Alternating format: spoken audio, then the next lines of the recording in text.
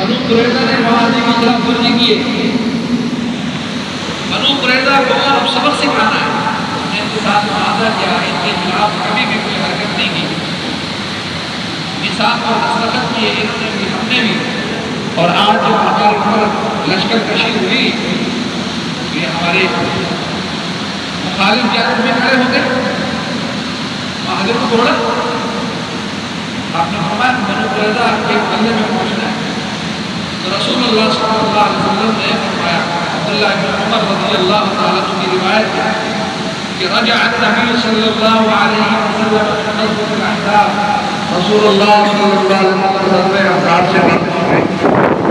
قال لاصحابہ، اللہ کے نبی نے صحابہ کرام کو فرمایا، لا يصلين احد صلاة العصر الا في بني قریظہ.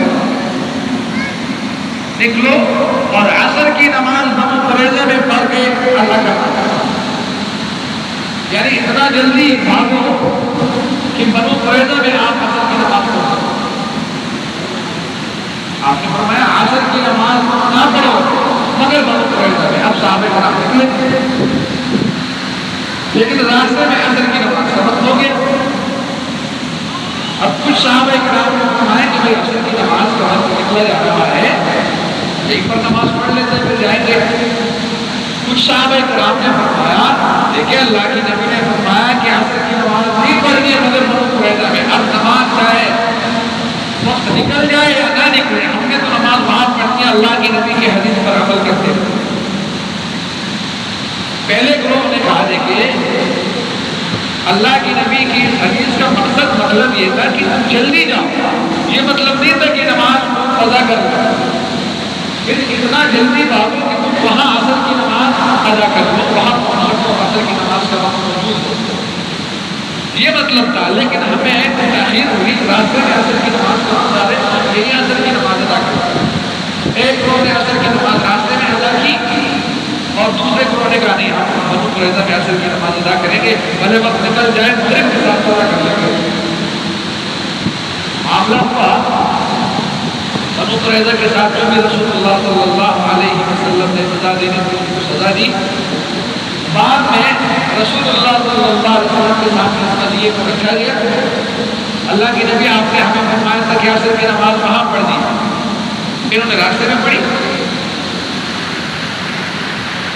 آپ کی حدیث میں مخالفت کی انہوں نے، تو انہوں نے کہا اللہ کی نبی آپ نے فرمایا تھا، تو اس کا مطلب ہم یہی سمجھے کہ آپ نے فرمایا کہ جلدی جاؤ یہاں تک کہ عصر کی نماز بنو قریظہ میں پڑھو.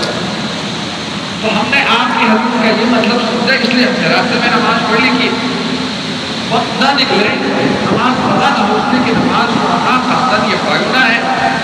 اللہ کی نبی آپ نے ہی فرمایا من ترک الصلاۃ متعمدا فقد کفر.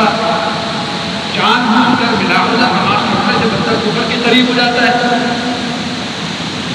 تو رسول اللہ نے دونوں کی تقسیم فرمائی. آپ نے فرمایا آپ نے بھی ٹھیک، آپ نے دونوں کا عمل ٹھیک ہے.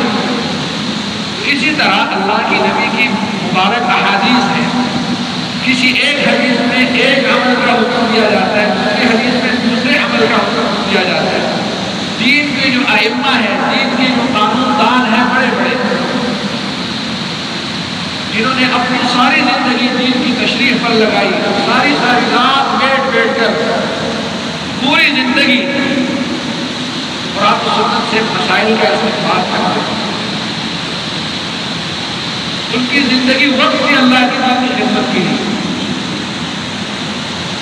صحابہ کرام سے، تابعین سے، تبع تابعین سے، ائمہ اربعہ، حضرت امام ابو حنیفہ، حضرت امام مالک، حضرت امام شافعی، حضرت امام احمد بن حنبل، ان کے بعد اور بھی حضرت امام ابن تیمیہ، حضرت امام ابن قیم رحمہ اللہ، حضرت شاہ ولی اللہ رحمہ اللہ تعالی علیہ، یہ حضرات ہیں. دین کے بڑے بڑے شناور تھے، دین کے بڑے استاد تھے.